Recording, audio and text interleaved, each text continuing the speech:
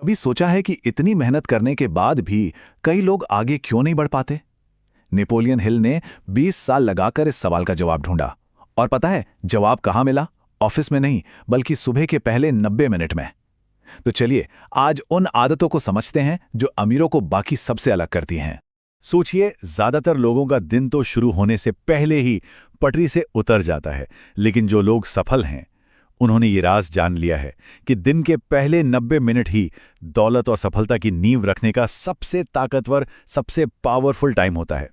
जरा एक पल के लिए सोचिए, सुबह आंख खुलते ही सबसे पहला काम क्या होता है?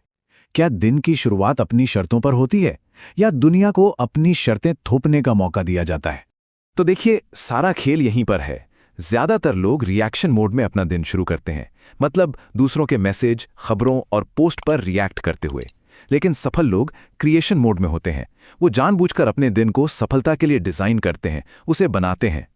ये कोई ऐसी वैसी बात नहीं है, ये शब्द हैं एंड्रयू कार्नेगी के, जो अपने जमाने के सबसे अमीर इंसानों में से एक थे। ये सिर्फ एक कहावत नहीं है, ये एक बुनियादी सिद्धांत है। सुबह पर कंट्रोल असल में जिंदगी पर कंट्रोल की शुरुआत है। तो सवाल ये है कि कोई अपनी सुबह पर कंट्रोल करे तो करे कैसे? इसका पूरा आधार टिका है 3 मजबूत पिलर्स पर। ये सिर्फ आदतें नहीं हैं, ये दिमाग को सफलता के लिए तैयार करने वाले औजार हैं। ये 3 पिलर हैं। एक बिल्कुल साफ लक्ष्य, उसे हकीकत में बदलते हुए देखने की कल्पना, और फिर उस कल्पना को सच बनाने के लिए हर दिन अनुशासन के साथ एक्शन लेना। यहां पर स्पष्टता ही सब कुछ है। अमीर बनना है ये कोई लक्ष्य नहीं है, ये तो बस एक ख्वाहिश है। एक पक्का लक्ष्य हमेशा एकदम साफ और नापने लायक होता है। जैसे कि 31 दिसंबर 2025 तक मुझे अपने डिजिटल मार्केटिंग बिजनेस से हर महीने 1 लाख रुपए कमाने हैं। अब ये लक्ष्य साफ है, समय सीमा के साथ है और इस पर काम किया जा सकता है। तो चलिए अब इसे प्रैक्टिकल में उतारते हैं।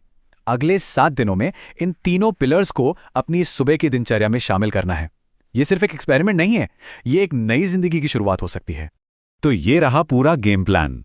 हर दिन पिछले दिन के ऊपर एक नई आदत बनेगी और धीरे धीरे एक पावरफुल मॉर्निंग रूटीन तैयार हो जाएगा। पहले दिन सिर्फ लक्ष्य लिखना और पढ़ना है, दूसरे दिन तक कल्पना को जोड़ा जाता है और 5वें दिन तक लक्ष्य की ओर जबरदस्त एक्शन लेना शुरू हो जाता है। तो ये दूसरा पिलर, कल्पना, इतना पावरफुल क्यों है? हेनरी फोर्ड ने इस बात को पूरी तरह से समझ लिया था। उन्होंने सिर्फ एक कार बनाने की उम्मीद नहीं की, उन्होंने उसे अपने दिमाग में पहले ही बना लिया था। एक एक पुर्जा, एक एक प्रोसेस, सब कुछ। और यहीं पर ज्यादातर लोग गलती कर जाते हैं। सबसे जरूरी बात यह है, भावना के बिना कल्पना करना बस दिन में सपने देखने जैसा है। जब कोई अपने बैंक खाते में उस रकम को देखने की राहत को महसूस करता है या एक सफल प्रोजेक्ट पूरा करने के गर्व को महसूस करता है, तो ये एहसास सबकॉन्शियस माइंड के लिए एक चुंबक की तरह काम करता है। सबसे कामयाब लोग अनुशासित एक्शन के लिए सुबह जल्दी उठने की ताकत को समझते हैं। सुबह 4 या 5 बजे, ना कोई रुकावट, ना कोई ईमेल और ना ही कोई ध्यान भटकाने वाली चीज, सिर्फ और सिर्फ अपना लक्ष्य। यही वो पाक समय है जब किस्मत गढ़ी जाती है। सुनने में तो ये सब बहुत अच्छा लगता है ना?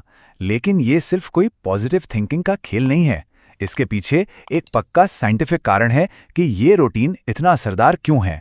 ये सब मुमकिन होता है हमारे दिमाग में मौजूद एक छोटे से हिस्से की वजह से, जिसे रेटिकुलर एक्टिवेटिंग सिस्टम या शॉर्ट में RAS कहते हैं।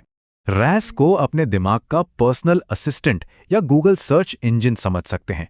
यही तय करता है कि लाखों बिट्स ऑफ इंफॉर्मेशन में से कौन सी चीज हमारे कॉन्शियस माइंड तक पहुंचेगी।